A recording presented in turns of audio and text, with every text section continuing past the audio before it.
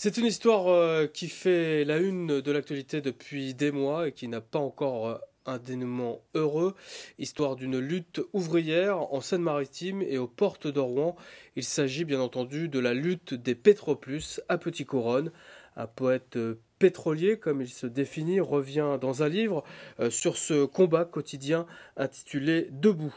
Je reçois sur ce plateau Dominique Santis, écrivain ouvrier, philosophe bouffon et romancier festif, comme il le dit lui-même. Dominique Santis, bonjour. Bonjour. Nous sommes ravis de vous accueillir aujourd'hui sur ce plateau. Philosophe bouffon, ça vient d'où? Oui, je suis moi-même un anachronisme dans cette boutique depuis 31 ans. Enfin, je suis rentré avec un bac philo dans le monde du pétrole. Et puis, bouffon, c'est ma manière de voir les choses, avec dérision. Vous ne vous prenez pas au sérieux. Non. C'est un travail remarquable que vous avez réalisé à travers ce livre que je montre.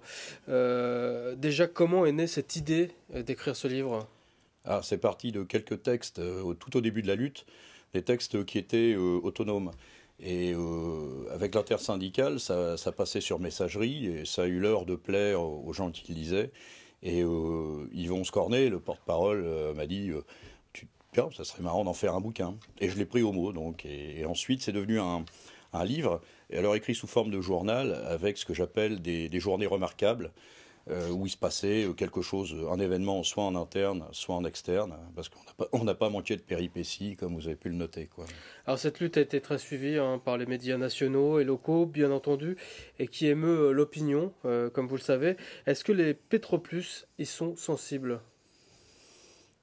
Oui, en même temps, on est à la fois un peu dans une bulle, mais oui, oui, chaque fois qu'on a fait des actions dites externes, où on était confronté à la population, oui, on a reçu un accueil.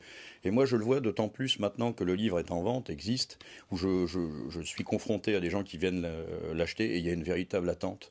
Et ça, on s'en était pas forcément rendu compte à ce point, quoi. Les gens attendent beaucoup de notre victoire. Mais la victoire est déjà là. Et les politiques notamment? Les politiques sont les politiques. Pas de commentaires. Avant d'aborder ce livre, vous avez toujours écrit? Oui, oui, oui, oui, oui, oui. Oui, donc des choses plus légères, justement. Je faisais de la philo festive, des petites bulles d'humour, et là j'ai été confronté à un récit réaliste. Et ça a été compliqué, hein. On sait pas. Il a fallu se rencontrer, le livre et moi. Je savais pas trop sur quel ton, sur quel pied danser, quoi. Et puis j'ai pris le biais de l'humour parce que de toute façon, étant moi-même acteur, ensuite il fallait que je sois narrateur. Et si j'avais pas ce recul, ça aurait donné un bouquin mortifère et anxiogène. Et au bout de la 10e page, vous l'auriez jeté à la poubelle, quoi, parce que ça aurait été invivable. D'ailleurs, vous faites quoi à Pétroplus, vous?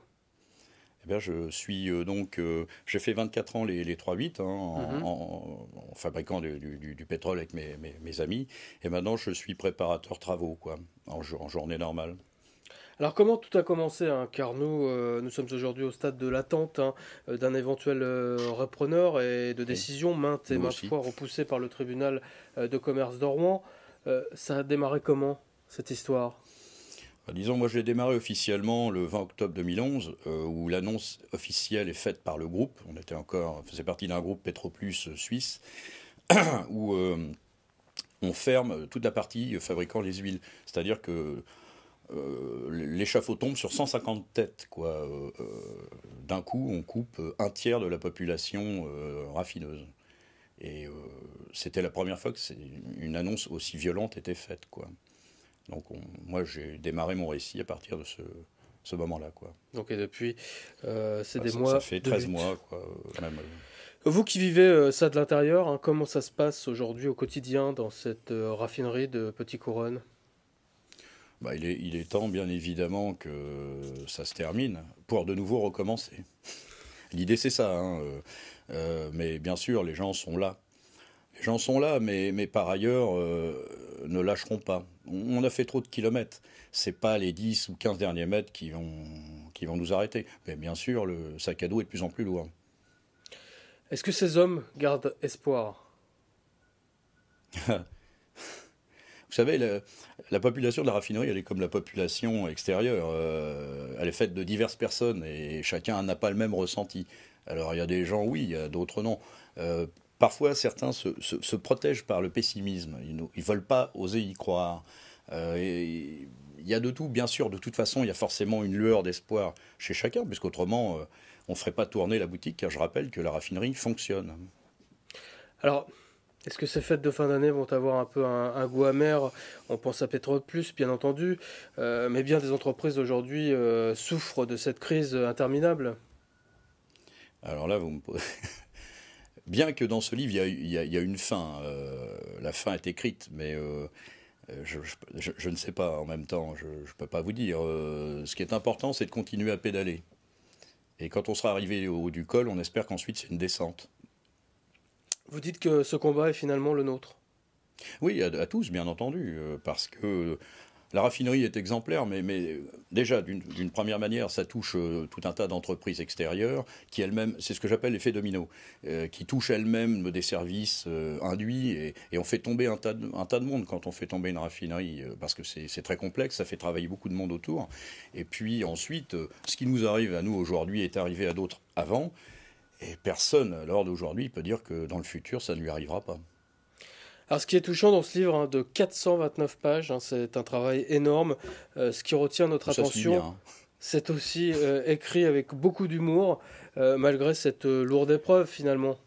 Oui, et puis je veux que les gens, à la dernière page, sortent avec une vraie bouffée d'oxygène et d'espoir, parce que de toute façon, ce qu'on a fait est beau. On est sorti du troupeau qui marche tête baissée, et nous, on a dit stop. Bon, on n'a pas tellement eu le choix en même temps, hein. Des gens ordinaires jetés dans une aventure extraordinaire, mais on a dit stop, on a dit non. On va être le domino qui restera debout pour ne plus faire tomber les petits dominos qui sont derrière. Et c'est un message d'espoir, c'est un bouquin qui est résolument optimiste, et qu'on pourra rouvrir dans 10 ans. Combien de temps ça vous a pris pour écrire Bah, 429 pages? 432. 432, j'en ai oublié quelques-unes. Oh bah oui, non mais ça m'a pris en fait le temps de l'histoire puisque j'écrivais à chaud.